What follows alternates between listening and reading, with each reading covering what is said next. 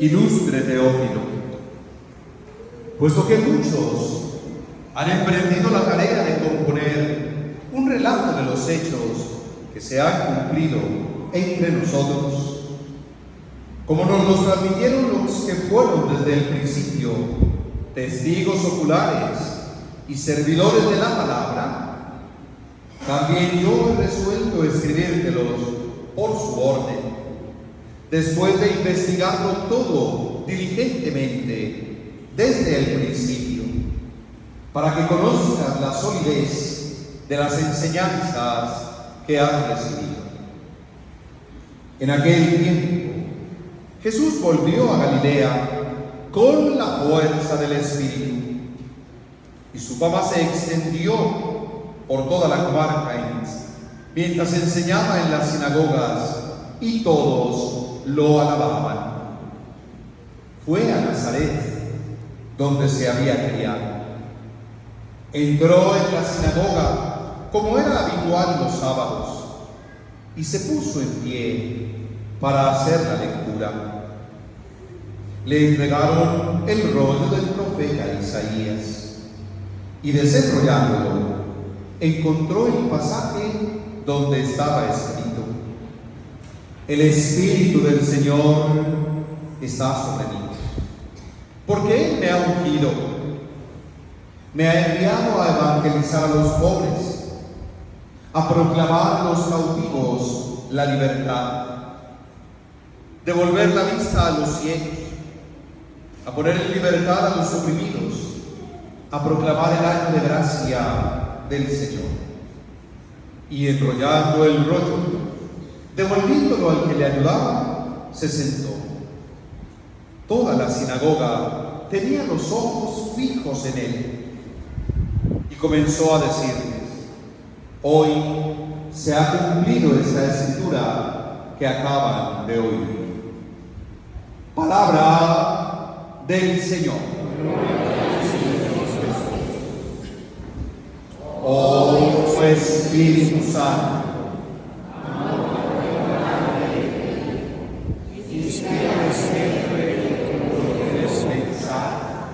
lo que debo decir y cómo decirlo, lo que debo callar y lo que debo hacer, para gloria de Dios y bien de las almas y mi propia santificación.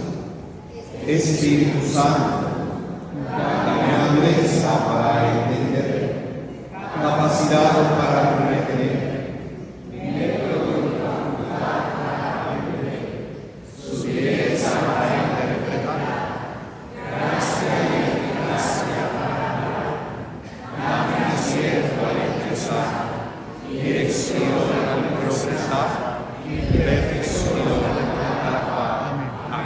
Espíritu Santo, que de verdad tu palabra, Señor, es y sea lámpara en nuestros pasos. Amén. Amén. Bueno, hoy esos textos están todos muy largos, incluso la segunda lectura, solo que aparece por ahí una opción de forma breve, y yo dije que hicieran esa. Si con tantos textos nos complicamos la vida, qué bueno centrarnos siquiera en una sola cosita. Lo que pasa es que hay que aprovechar cuando llega el domingo, cuando más se acerca, y cuando el cuestionamiento es si se abre realmente, como lo decía ahora en oración, corazón, mente y el ser a la palabra. Pero nada más el Evangelio nos daría para un montón de predicaciones. Hoy empezamos a leer de corrido el Evangelio de Lucas, todo el año lo vamos a ver. Nada más en el primer renglón nos dijeron para quién se escribió el Evangelio, ¿recuerdan? ¿Para quién? No escucharon el nombre. Teófilo. Y que así como muchos lo hicieron, Lucas también quiso hacerlo, pero después de profundizar y llegar a encontrar muchas razones para hablar en nombre de Jesús. ¿Quién es Teófilo?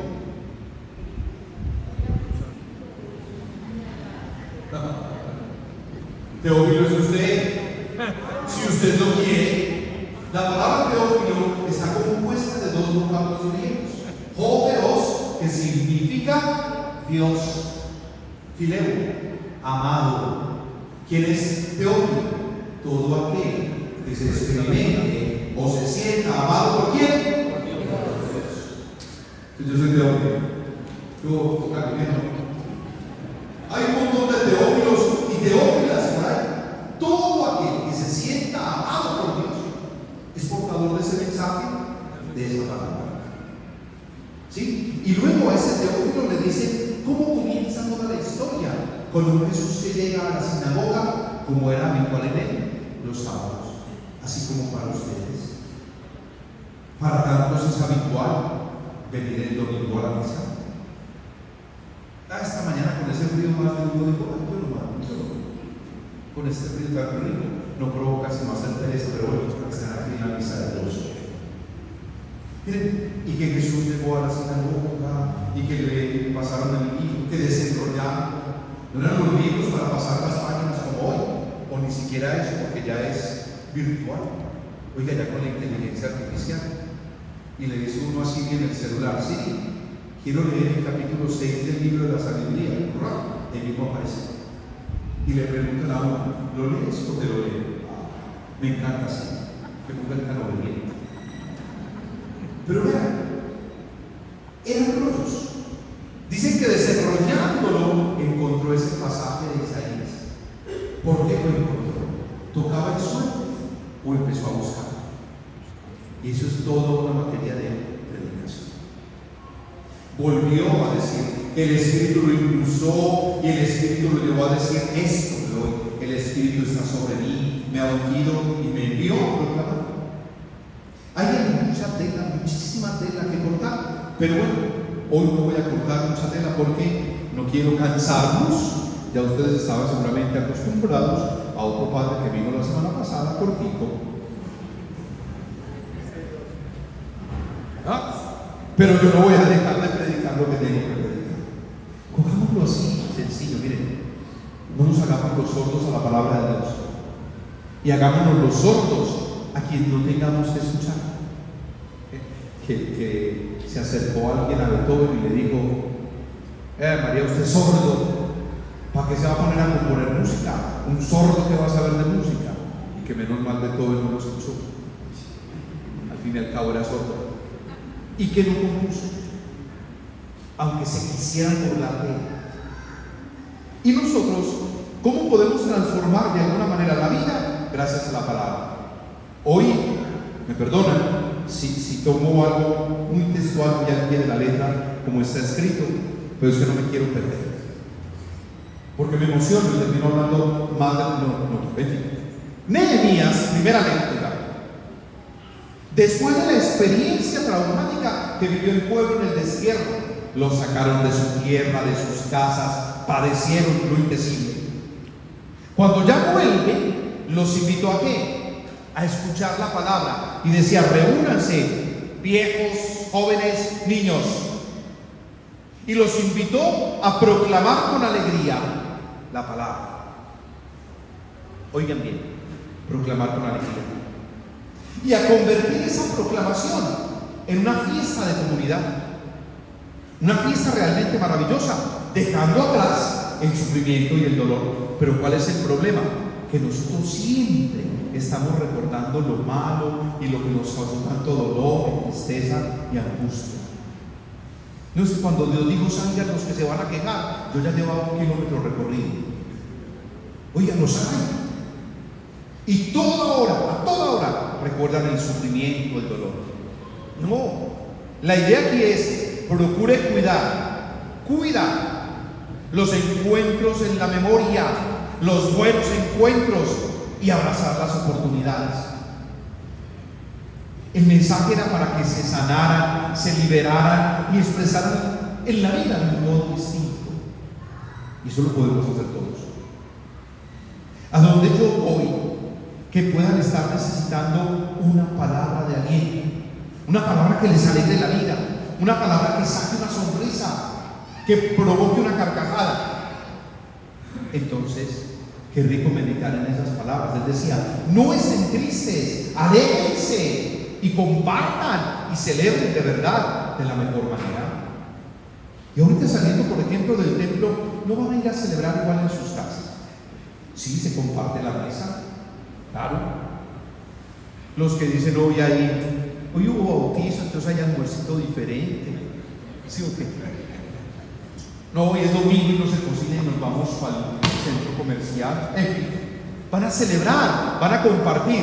Vaya y comparta alegrías. Eso dijo el profeta. ¿Por qué? Porque estamos invitados a ofrecer algo distinto a donde vamos. Y luego Pablo, en su carta a los Corintios, nos recuerda que esa buena nueva del reino es comunitaria. ¿Qué dijo Pablo? Que hay diferentes dones y carismas. Que el uno puede tener el don de sanar, el otro de predicar, el otro de hacer. Y es verdad, en las casas no hay algunos que dicen, o algunos que dicen, ay, no, yo de cocinar. En cambio aquella, vea, mi hermana, ella echa todo eso ahí en la olla y sale algo tan rico. Y yo me pongo a seguir las recetas, y con todo el cuidado del mundo, y al final me dice, definitivamente, no todo el mundo sabe cocinar. Pero ¿cuál es el talento? ¿Cuál es el don que yo tengo? Que puede ser el de predicar, el de ser profeta, pero todos tenemos el don de liberar. Y si hablamos de un talento, ya en un modo muy artístico, hay diferencias, y sumemos a esas diferencias. Yo cojo a mi hermano menor, Esteban, y le entrego el micrófono y le digo, hágame la predicación, hágame el discurso. Y empieza a cambiar. Mejor dicho, empieza a darle el micrófono, porque él dice, yo soy de palabras. Si yo le digo a él, Esteban, te voy a dar estas palabritas para que me hagas un dibujo, vea, estoy apenas dándole los ingredientes y ella tiene el dibujo, porque es todo un talento para eso. No me dé un lápiz a mí. Yo lo único que sé pintar es tigres. ¿Y sabe por qué? Porque el tigre no es como lo pinta. La verdad, lo único que sé pintar es tigres. Pero su talento y su don, ¿cómo se puede sumar al de su hermano? ¿Y usted cómo se aprovecha de eso para que juntos construyan y construyamos lo mejor? Por eso, unos lo harán como expertos de la palabra, otros lo haremos como proclamadores, como predicadores. Pero recuerden esto, siempre acompañándonos en una vida familiar. Y justo entonces, en esa vida familiar es donde nos dicen, enamorémonos de la palabra, no vengan a oírla, no vengan a oírla solamente, vengan a escucharla, sean perceptores y levanten las manos para decir amén, como decía el profeta, si esas manos están limpias de ira y de división. ¿Cuánto quiere usted sumar? Y seamos una comunidad con un corazón sincero, que abrace el precepto de Dios, el único, el precepto del amor, y que ese amor expresado con palabras, con gestos bonitos, nos alegre a todos la vida. Pero ¿cuál es su don? ¿Cuál es su talento? Y cómo esa palabra da luz a sus ojos. Y recuerden que desde hoy asistimos a esa lectura programada del Evangelio de Lucas y la misión de Jesús. ¿Dónde empezó la historia? En la sinagoga de su propio pueblo, como ustedes y yo lo estamos haciendo hoy en el templo. Y ojalá esto vaya a sus casas y a sus hermanos. Y si nos queda faltando hoy un pedacito o un poquito, recuerden que apenas estamos en el tercer domingo ordinario. No se pierdan el desenlace de esta emocionante aventura, domingo a domingo. Pero la tarea, ¿cuál es?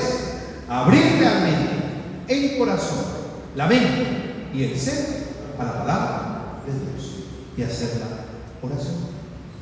Señor, esté con ustedes.